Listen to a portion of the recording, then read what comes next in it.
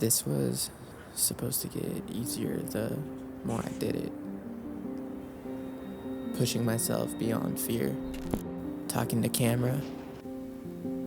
Feeling awkward hasn't gone away quite yet. Every time I set up and start shooting, I feel loud. Like all my neighbors can hear me recording in this building, and I feel the judgment and paranoia set in. This was supposed to get easier. I go on Instagram and just see endless amounts of content. How will I stand out? Who cares about me? What am I gonna say?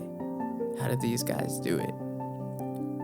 Luxury, money, traveling, comparison. It's all moving too fast. I can't keep up. And then it just hits me.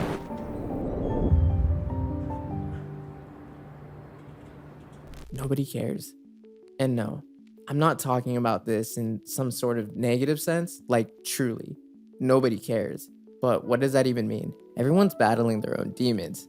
In my 29 years of life, I've observed one common theme that mostly everyone experiences. We're all focused on our own journey. In today's video, I just want to talk about insecurities, how you can use them to your advantage to get ahead in today's creator economy, and a little bit of insight on what's helped me personally with the struggle. What's the definition of insecurity? Insecurity, uncertainty or anxiety about oneself or lack of confidence. Now, growing up, I was super insecure about everything. I mean, even still to this day, I'm insecure about a lot of things. I used to be insecure about acne when I had a lot of it. I was insecure about my height. I'm 5'6", by the way. I was always insecure with how slow I was to learn new things. And it wasn't until the last couple of years I started to sort of let some of that stuff go. I think back at one of the main reasons I started making music from a young age. Well, I was insecure of being the school outcast and not having any friends. Like, I just wanted to be and feel some sort of acceptance. I struggled with how awkward I was with meeting people, but I used being a musician to really just transform myself into this super confident version of me that I just didn't embrace when I wasn't making music. When I made music, I felt powerful. Sounds stupid to say, but I could just, be this rock star that nobody could say anything to. Well, moving to LA really humbled me, especially after truly understanding that this place is just an absolute melting pot of the most talented people from everywhere in the world that, as people I'd meet out here would love to say, too talented for their hometowns. Now, it sounds so superficial to say, but this was just my reality. I fell into the sauce, as they would say. Partying in the hills with creators I never thought I'd meet, partying every weekend, everything for the gram. I did this for the first couple of years in LA and just quickly realized that that's just not me. No, I'm awkward. I don't care to do drugs. I don't care to drink. I don't care to network with super surface level people that can't hold an intellectual conversation, or people who use clout as their only personality trait. And while I was pretending like I was that person throughout those years, I just found myself feeling super empty. Granted, I had some of the craziest and best experiences of my life, and I truly don't regret it. And also, if you're a young kid watching this, I think it's absolutely normal. Everybody goes through this phase.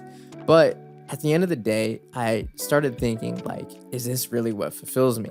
It all stemmed from the same thing that I desperately craved for as a kid growing up, which was fitting in. I could carry this story out much deeper and further, but I just want to simplify it for your sake, as this is meant to help you overcome your own insecurity and just use it to your advantage, which is what I want to talk about next: being authentically you. Now, as I've traveled deeper into the rabbit hole of not being myself all those years, something changed. Well, recently, probably within the last few years. I noticed this emerging pattern within the creator economy. Maybe it's just because I'm getting older now or something, but as I started to find myself being more authentic within my network and as real as I can be, social media has started taking somewhat of the same approach. Now, everyone's algorithm is tailored towards them specifically, so this might just be a me thing, but I talked about this in my Where Content Creation is Going in 2024 video. The internet is tired of seeing all of this overproduced, non-relatable shit. They want real, genuine, relatable content that they can find their own journey in. I say all of this to circle back to the point of being you is literally your winning edge over the competition.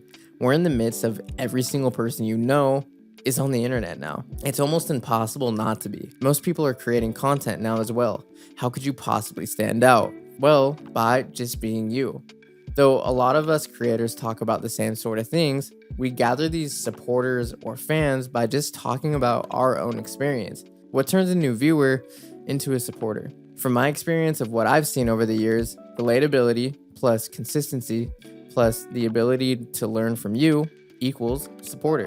Over a certain amount of time of being consistent and hitting these similar viewpoints as your said supporter would relate with and talking about these similar interests, they become a super supporter. Now, if that's not how it's supposed to go, you can definitely grill me in the comments, but that's just how I've recently noticed myself becoming a fan or a super supporter of all these other creators like Dan Coe or Ali Abdal or Iman Ghazi, Jordan Welch. Another one who talks about personal branding in a way that's just absolutely addicting to learn from is Tom Nosk.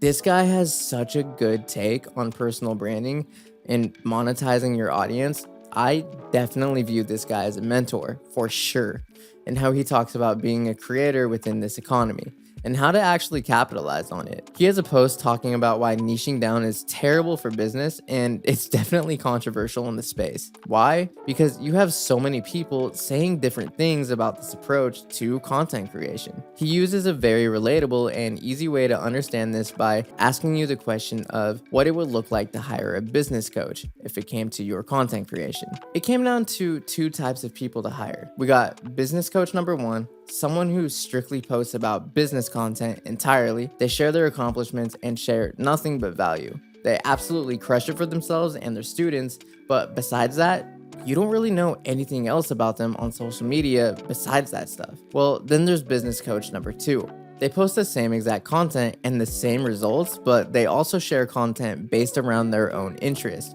They often share the similarities of their passion in comparison to being a high-performing entrepreneur. The post goes on to talk about how coach number two shares his stories of financial struggle. It goes on to say that coach number two shares the fact that for many years, that was his primary source of motivation, taking care of his family, who once lost everything. Talking about how he's not overly motivated by earning crazy money. He just wants enough to support his family, his dream lifestyle, and live a comfortable, happy life. He now lives in a beautiful home on the beach and takes time every day to swim in the ocean and walk his two dogs, Chili and Bailey, every day.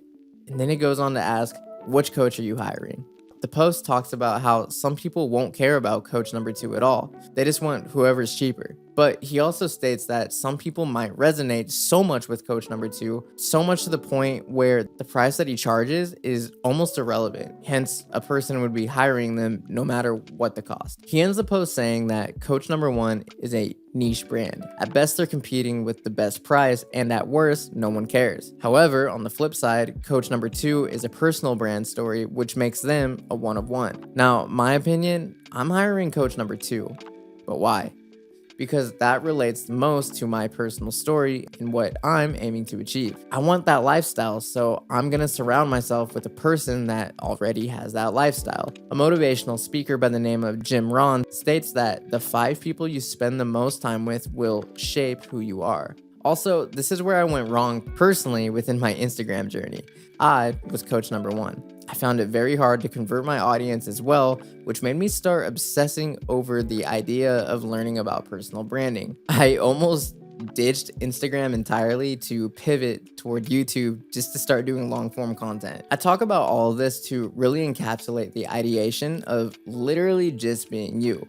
Nobody else is you at the end of the day. Being vulnerable and talking about your struggle or showing your progression from nothing to something can just make all the difference in the world to somebody just coming into the space. It's people like you who show that this is achievable. especially if you can show the trial and tribulation you had to go through personally to get where you are now. As I mentioned in my previous video about content creation, the importance of personal brand cannot be talked about enough. I said it before, I'll say it again. People want relatability, and they want to be able to find their own journey within someone else's story. It's also important to consider how you would be able to leverage your brand for financial success. So here's something to think about. If you can connect with one person, technically you can connect with a million. There is literally someone for every sort of niche or story or experience out there. And if you're trying to monetize it, well, good news. It only takes about 1,000 true people to connect with to make over 6 figures a year. So if you were to break down the math, if you have 1,000 people who support you and buy what you sell, if you sell a $10 product to those 1,000 people, you just made $10,000. You do that monthly, whether it be a subscription service or a new product every month, that's $120,000 a year. What's even crazier, if you sell a $100 product to 1,000 people, that's $100K right there. And if you do it monthly, well, that's a reoccurring monthly revenue of $100K a month. But while that's the good news, I also have some bad news coming up. Overcoming insecurity. Well, I hate to be the one to tell you this. I truly don't know if you can overcome insecurity. However, you can apply certain mind shift hacks to make yourself feel better about them. At least that's what I've learned. One thing that I immediately think of when I start to get overwhelmed with caring about what people think about me or when I'm mentally feeling bad is this. They don't care. I actually did a video about this on my Instagram last summer, and I faced a huge fear of mine, which was filming in public, just to prove it, just to prove that people simply don't care. The whole time I was shooting, I was internally freaking out, and if filming in public wasn't bad enough, I did the take not just once, but like 10 times. And by the end of the 10th take, I didn't even care anymore, and neither did anyone else who was walking by. And if they did care, it was for about like 3 seconds, and then they continued on with their life. And guess what? I never had to see that person ever again. That's the beauty of it. The next thing is actually just forcing yourself to do the thing, no matter if you're scared. That's the only way you'll be able to prove to yourself that it's okay. It's all just a learning experience. I've used this approach my whole life, actually. Even when making music or taking the leap of faith and moving to LA with no job or much money. I was super insecure in my decision. Everyone I knew telling me that I'm gonna be back home within a couple of months. My own friends and family telling me that they just don't think I'm ready for it. They're saying, Case, just wait a little bit longer. And I was like, no. My whole point is that someone will always have something to say. Your mind is gonna start playing tricks on you. The closest people to you might tell you stuff that you don't necessarily want to hear. But at the end of the day, you need to follow your heart and do what you think is best for you. Lastly, if you understand that everyone is battling their own issues and insecurities, and a lot of times they're just projecting, it makes it a lot easier to accept your flaws. Listen, everyone else is focused on themselves. So your issues may or may not be someone else's problem for like less than 5 seconds, and then they just move on with their own lives. Also, if you're a creator and you're open and vulnerable about this sort of thing, that's just the type of stuff that builds that super solid connection with your ideal viewer. This is what these hardcore supporters are made of. I also like knowing the fact that one day, none of this is gonna matter, and I'm just gonna try to crush it in the present moment. So I want to leave you with this challenge. Take a moment to reflect on your top 2 insecurities and share them below in the comments. Commit to embracing these insecurities for the next week and just see how it transforms your perspective. Just remember this, your uniqueness is your greatest asset. You are capable of way more than you think. And your journey is what makes you you. If you want to hear more about this sort of thing, I recommend checking out my video on 3 major life lessons that I wish I knew when I was 18. I'll catch you on the next one. Peace.